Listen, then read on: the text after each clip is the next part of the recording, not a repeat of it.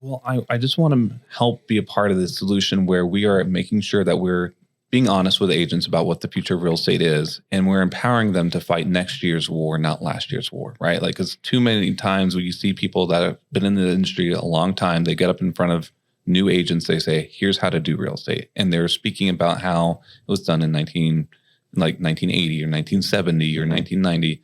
And what's happening going forward, the tools that you need to be equipped with to be ruthlessly efficient at whatever your one thing is different from just sitting back and receiving leads that a lot of agents are able to do in this current market. So it's about empowering agents and being honest with them about what's coming so that they can be efficient, and that we are building agents within our brokerage that know what's going on, that know how to make the right partnerships, that know how to focus on the 20% of their activities that make the 80% of the results. And that's not the same 20% that it was 5 years ago, 10 years ago.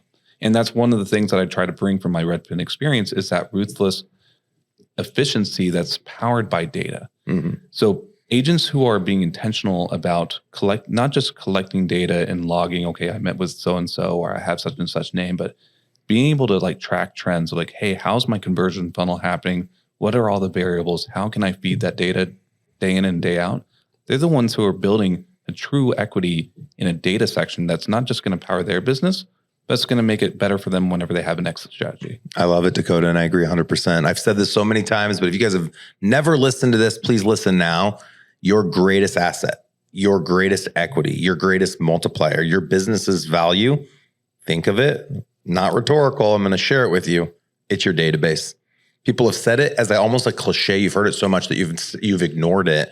But it's the data you have, because in your pivot, in your exit, if you are to sell, or if you are to sell other products, they're going to be sold to your database. And if someone were to partner with you in a JV, that someone being possibly us down the road in mortgage, title, insurance, investing, et cetera, you, person listening, is going to be the person who's going to send out the messaging. We're not, because they don't know us, like us, and trust us.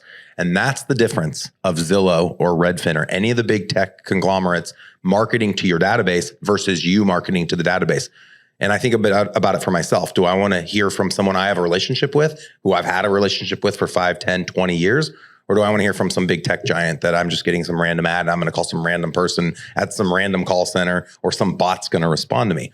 People are going to matter. We're not saying that technology is taking over. I've always believed the agent will stay the fiduciary, but tech's going to empower us to be 10x, 100x the person that we are today, and it already has.